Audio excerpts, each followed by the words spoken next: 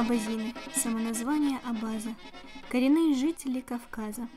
Как и у каждого народа нашей страны, да и не только, у абазинов есть своя культура и свои традиции. Духовная культура этого народа очень богата. Устное народное творчество составляет важную часть духовной культуры абазин. Фольклор абазин, как и у любого другого народа, отличается жанровым и тематическим богатством. Он национально своеобразен и художественно самобытен. Выдающееся место в фольклоре абазин и абхазов занимает героический народный эпос «Нарты». Нартский эпос очень древен. Можно смело утверждать, что первоначальное ядро данного эпоса, более архаичные и центральные образы его отражают эпоху первобытно-общинного строя в различных стадиях его развития, пишет Салакая, один из исследователей эпоса.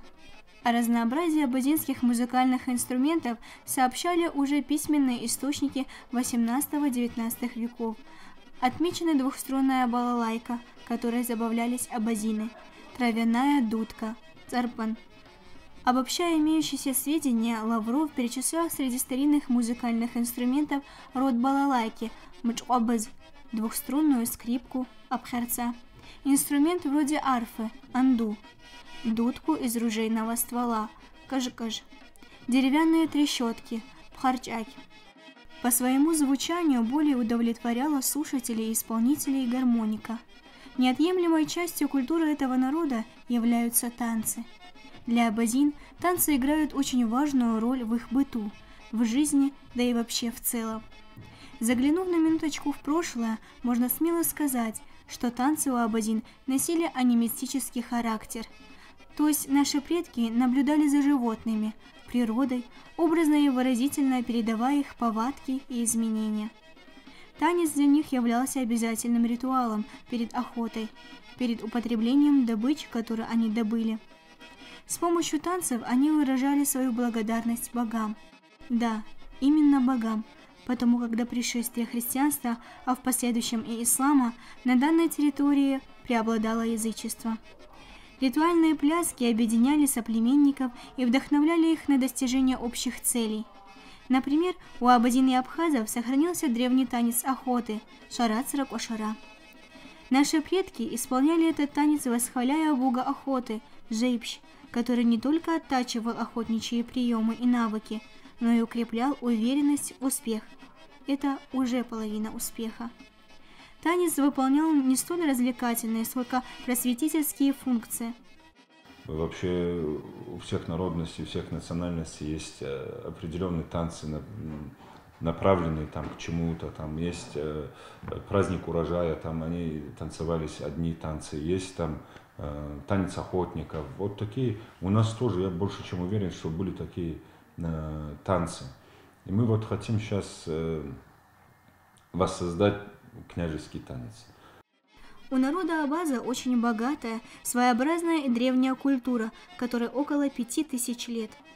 В основе Абаза культуры лежит многовековое влияние различных цивилизаций и народов, благодаря чему этот древнейший этнос Кавказа отличается самобытностью. Эти влияния не обошли искусство танца, где наши предки языком пластики и мимики рассказывали о радостях и горестях, отражали деятельность, военные конфликты и духовную культуру, религиозные верования, восприятие жизни. До нас дошли, к сожалению, немногие из них. Лазын Алыказ, Диуауа, Аршишра Куашара, Шартена Псуа Куашара, Яйрума, Куабгяргяр, Баста, Аураша, Уапа Куашара, Губ Куашара, Куанча Куашара, Напа Ацапа, Хяпарыш, Амста Куашара, Ар Куашара, Ашиш Куашара и так далее. Более распространенными были парный и хороводный танец Куашара, исполняемый большой группой юношей и девушек, танец Ахра, Жигитка, исключительно мужской танец, своего рода танец-дуэль. Парный танец Акуашара. Парный танец танцевали исключительно в конце, это было завершение любых празднеств. Это была как бы благодарность музыкантам, которые сопровождали праздник. Парный танец был единственный танец, где парень мог держать девушку за руку. Даже говорят, что в таком танце ребята уговаривали молодых девочек все-таки выйти за них замуж. Но это был романтический танец все-таки. И там тоже были очень строгие каноны и нормы. Каждая девушка должна была на праздниках появляться с длинным рукавом, который в быту, естественно, был не нужен. Это было праздничное одеяние. Мужчины должны были тоже находиться в кафтанах с длинным рукавом, дабы ни при каких обстоятельствах не коснуться руки женщины и чтобы девушка не коснулась руки парня. То есть это тоже было очень сакрально. Это был парный танец, но при этом сохранялась честь девушки на все 100%. То есть все, что делалось в быту, в жизни, нормы, адаты, все было правильно. То есть если соблюдать все это, жизненных ситуаций, которые бы обидели девушку, которые бы оскорбили мужчину, практически не бывает. Кошара – это танец, который исполняли и дети, и почтенные старики. А так, его молодой человек исполняет, когда становится более зрелым, когда стремится к общению с девушками, задумывается о женитьбе. В этом случае кошара имеет свои особенности. В прежние времена девушек специально приглашали представители семьи, у которых проходила свадьба. Для этого ходили к ее родителям. Только с их разрешения девушка могла пойти на свадьбу. Вот обходили все дома аульского квартала, в каждую семью, где были девушки. Перед свадьбой за девушками приезжали, а после свадьбы также развозили домой. Парни сами ходили на свадьбу, сами все делали по традиции, чтобы свадьба проходила весело. Им специального приглашения не посылали. И никогда никому из них не задавали вопроса, зачем он пришел на свадьбу. Это радостное событие. Во время свадьбы девушки отдельно стояли рядом с гармонисткой, по другую сторону стояли парни. Микаэль Чикаду в своей книге «Абазинские всадники» писал, что во время кошара женатые парни поглаживали свои усы, а неженатые танцевали. Почему он писал «поглаживали усы»? Дело в том, что женатые парни уже не танцевали, а смотрели на танцующих, а неженатые парни танцевали, знакомились, общались с девушками. Бывали стеснительные парни, которые не решались выходить в круг, приглашать девушек, которые им нравились. В таких случаях их выручали друзья. Друг приглашал названную девушку, немного потанцевав, он подводил ее к тому, кому она нравилась, и словами «Танцуй с ней, я тебе доверяю», приглашал ее в круг.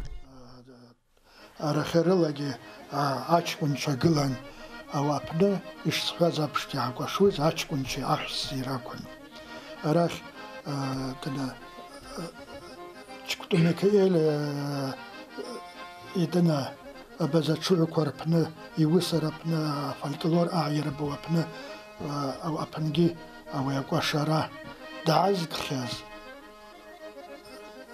تبصى الشيدي دعزم تقوى شيدي أرخري تبصى الشيدي حواجيها أو يتكي أقوى شاخوا درب شيد أقوى شوا أرخري أشكون شدعزم كسويت قوى دعوة شيء دايرة وشيء دلا تشجيد دلا بدريد يا بدريد أبروي أوبش وشراكة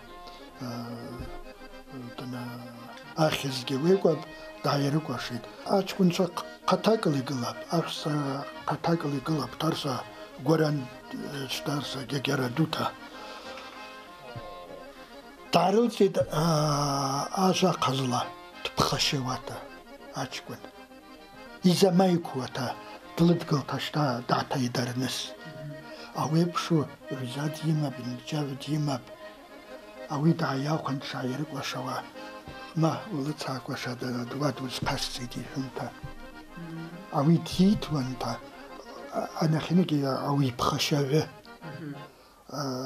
أرخيرجي معيادك يزون راجب بيست وشتادنا تعبيله هذا جيت معاد شديد قريد جيت وانتوي شتا يا أجا قزلا أحسينا قزلا جرت إميجي خلون يرا Ачкун чакошта вит хуит пиубума. Она да тцун ачкун чакон шардахарызаскан. Ачкун чакоди адаб рарман бхарукун. Аджа хуизи зич бахан. Сасаква шата сачамсу саквашва анхинат хирмат та авасики амист. Абар яаквашид хуицлук жама. Пшиве хуйка авквашвата ирмадзвати глаб. Анте яаквашвиз ицун таватиртунта сарги сулачаза. Я бабал, я вавал, я сасал. Нур кавеца лашта аваса анхилики хуйкицу. Но, к сожалению, до нашего времени сохранились лишь немногие из них. В Карачаево-Черкесской республике на сегодняшний день сохранились 3 танца. В Абхазии 8 видов танца и 2 танца в Турции, которых не танцуют на территории Карачаево-Черкесской республики. Это такие танцы, как Напа-Ацапа и Хяпарыш. Стоит отметить и то, что у каждого рода на тот период был свой родовой танец. Более того, каждый род имел и свою песню. Многим хорошо помнится песня рода Хутовых «Хотара Армакам».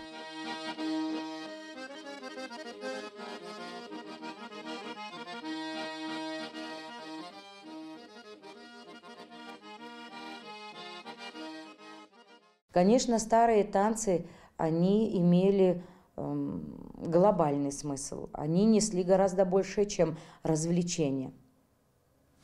Я точно знаю, что со старшими определенного рода могли танцевать только определенные женщины.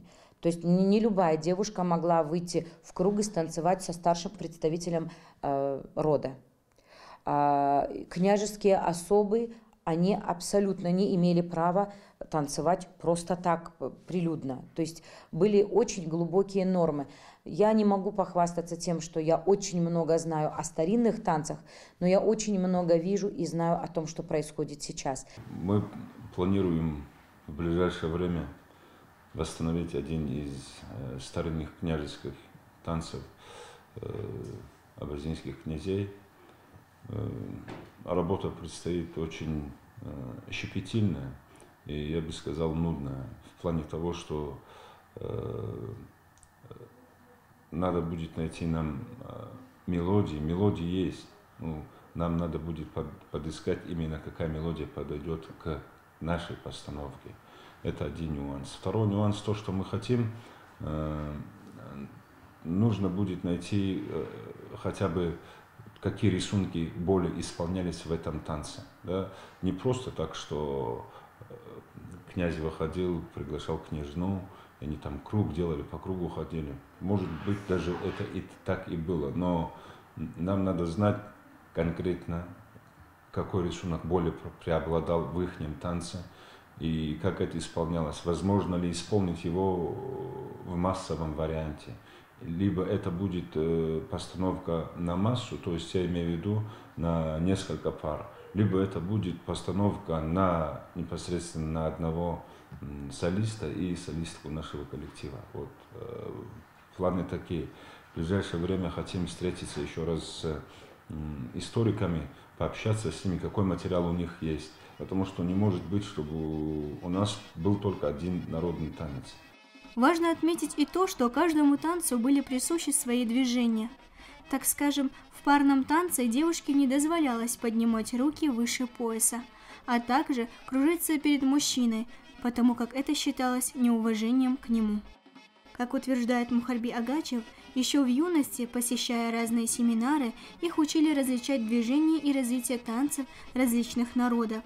Потом, лишь спустя определенное время, когда молодой юноша выучился всему и начал принимать участие в концертных программах, он понял, что жюри оценивает не только подачу, но и характер танца, его правильность исполнения. В прежние времена абазины славились умением танцевать, не уступали в танце никому. Об этом свидетельствует и наличие большого количества народных танцевальных мелодий. А какие гармонисты были? Зарыля Цекова, Зулия Рижева, Нану Дармилова, Татым Карданова. Нану Цекову из нашего аула знали не только в наших краях. Слава о ней дошла даже до Абхазии. Этих гармонисток уже нет. Они оставили память о себе своими мелодиями, их исполнением на гармошке. Кто теперь сможет так же душевно и виртуозно исполнить танцевальные мелодии? В наше время гармонисты подражают друг другу, и манера игры у них одинаковая. Раньше такого не было. Даже если мелодию передавали по радио, не называя имени, можно было определить по манере игры, кто именно исполняет, будь то Зули или Нану. У каждой из них был свой стиль. А на свадьбах, когда танцы начинались, гармонистка знала каждого молодого человека, который выходит в круг танцевать. Знала, кому какая мелодия нравится и под какую танцевать. Не так, как сейчас, когда гармонистка играет одни и те же, одну-две мелодии, а до других дела нет. Раньше, если я выходил в круг танцевать, гармонистка знала мою мелодию, подстраивалась под меня. Если выходил танцевать кто-то другой, то гармонистка играла его мелодию. Поэтому гармонисты становились мастерами, совершенствовали все время свою игру. В молодости, когда нас возили на семинары, нас этому учили. Например, показывали дагестанский танец, особенности движения, у чеченских танцев своя манера, у грузинских своя. Вот так отдельно отрабатывали каждый танец.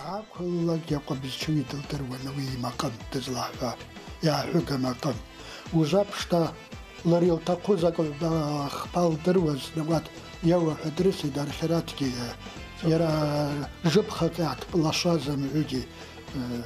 Яра хышуки дынугенала чечен архерала абхаз архерала сейдрома изчум пшвада. Абха авасиги амез. Ако bizче сасакулар кун сасва сасла удерванта авизладана талагун. Архери дакул заркун зави я хагамакам дасван. Абруекон ако bizче сабжта иги чузштер хвазиги азахус. Водрана рака киш азвекон аджаji игирчум пшваз. Зачузлаг яря фиша ямахнал тарак. Водрана ха абар чкун чокотва гикота асеминар кугика хандр цразасқан أواتق تنا حزر بجون أو أجي حارفن أبري داغستان ربنا أقوم قيرتب أبريك وشاء زلوش ونبقاش وقاشريك سيدرما وشابقا تنا أبري داغستان يرتب أبري خيري تنا تشيتشان يرتب أبري خيري تنا أغرزين يرجب أبرخري أرات يرجب حتى أواسا يلختا حردن تاريخ الله حراتا حاجي محمد حرالا حين حمم مزنيز ما خودا حرا ياجا قزلا حرا زسوا أوي خوتا تي بنوالا قتا ألقاجي نيتش تخوتا أوي حرا يلا عم حد جاء أوي أما قمقش زكدي شرد زاب أوي شواس بزابشتا حرا دان عاكل راسقان داسوي مقام يمخنتا أقو بزشوي ديزاس خمسرا داحوان. Когда затрагивается тема танцев, невозможно оставить без внимания человека, который внес неоценимый вклад в развитие кавказских танцев, великий танцор и балетмейстер Георгий Дзиба.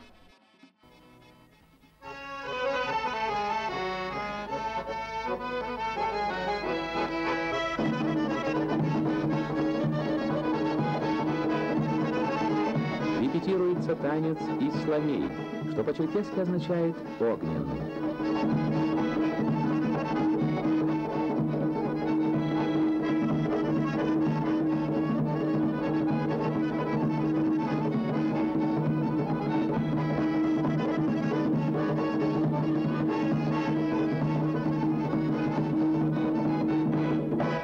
Говоря об культуре и истории абазинского танца, нельзя обойти вниманием и такую творческую личность в мире искусства, как Георгий Капланович Дзыба.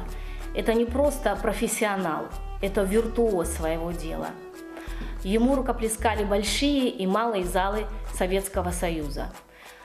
Танцевать он начал еще будучи маленьким ребенком, и это неудивительно, так как он рос в музыкальной семье.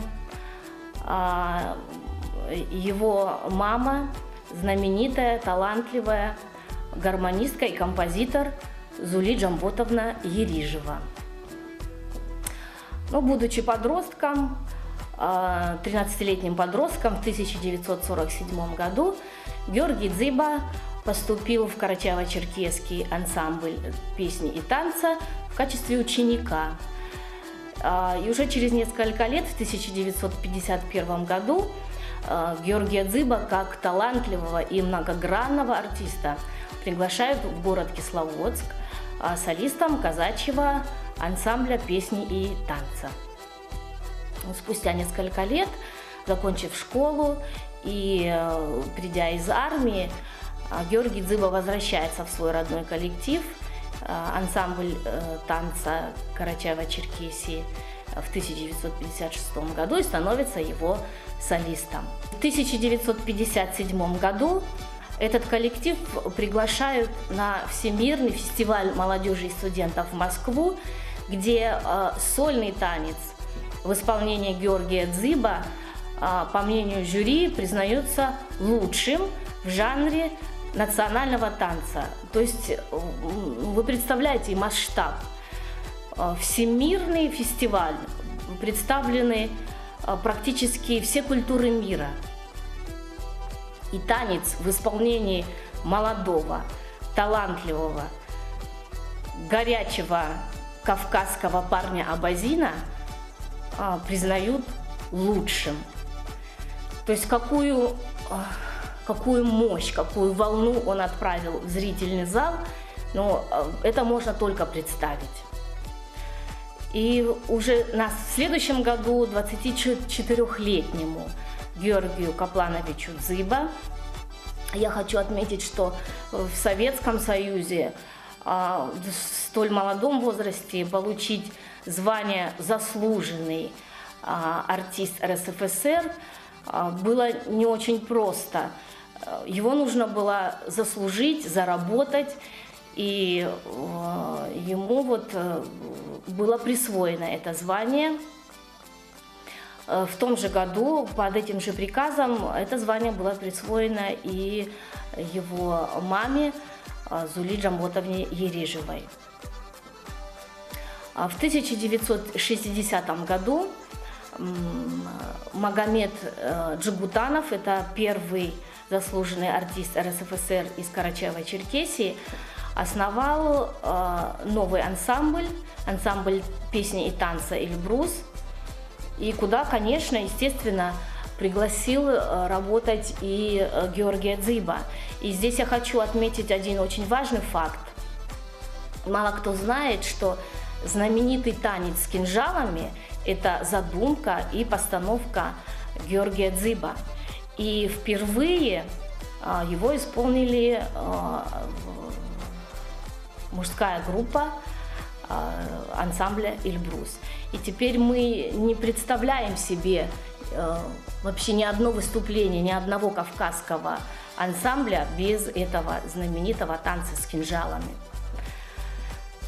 Слава об этом талантливом человеке распространилась на весь Кавказ, и в 1962 году Георгия Дзыба приглашают солистом в государственный ансамбль танца «Адыгеи Нальмас». Через несколько лет, в 1965 году, Георгия Дзыба приглашают уже поработать и солистом, и художественным руководителем в Государственный академический ансамбль танца Дагестана «Лезгинка».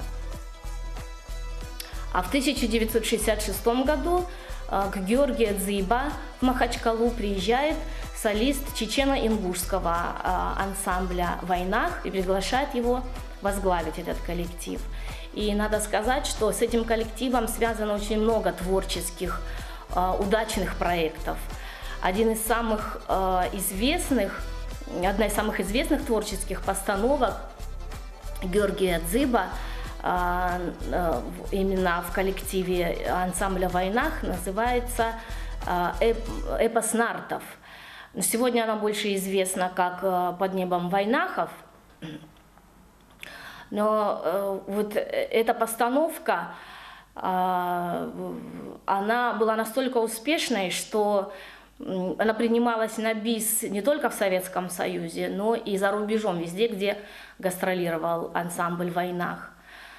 И всем артистам, которым довелось в свое время работать с Георгием Каплановичем Дзыба, с большим уважением, можно сказать, с почитанием вспоминают этого человека. Артисты ансамбля «Войнах» отмечали, что именно работая с ним, впервые мужская часть ансамбля взяла в руки клинки. И он сделал очень многое, внес большой, неоценимый вклад в становление ансамбля, чечено-ингушского ансамбля «Войнах». Последние годы своей жизни Георгий Дзыба жил и работал в Абхазии, в городе Сухум. Его работа в основном проводилась в коллективе «Шаратын», ансамбля «Шаратын». К большому сожалению, Георгий Дзыба ушел из жизни очень рано, в 1981 году, в возрасте 47 лет. Это была невосполнимая потеря для нашего народа, не только для нашего народа, не только для Абазин, но и для всего Кавказа, и для всего мира искусства. Он внес неоценимый вклад в становление и развитие танцевальной культуры абазинского народа и очень многих народов Кавказа. Хочется сказать, что вот такие люди должны быть маяком для нашей молодежи. О таких людях нужно побольше говорить, писать, снимать фильмы художественные, документальные. И вот здесь хочется вспомнить слова нашего непревзойденного Керима Мхце. Искали белую ворону, в заморские края ушли, искали, ах, ее персону на самом краешке земли. Но не нашли вороны белой, пришлось ни с чем идти домой. А рядом черная сидела с большой и светлой душой. Неоценимо большой вклад в дело восстановления и дальнейшего творческого развития кавказских танцев и ансамбля, где участвовал Георгий Капланович Дзыба, наблюдаются прославленные хореографические постановки. Георгий Капланович прямо-таки на грани филиграни умел средствами пластики, рисунком танца, манерами незримыми, тонкими и властительными вызвать в воображении зрителя чарующие ассоциации. А через них возникали образы гордых, чувственных и отважных горцев, из недр которых и рождались эти необыкновенные телодвижения, язык которых высоко и еще выше поднимал танцевальную культуру народа. Абазины – народ свободный, храбрый, трудолюбивый, отличные стрелки из ружей. Сама природа своими красотами и ужасами возвышает дух силы горцев, любовь к славе, презрение к жизни и порождает благороднейшие страсти.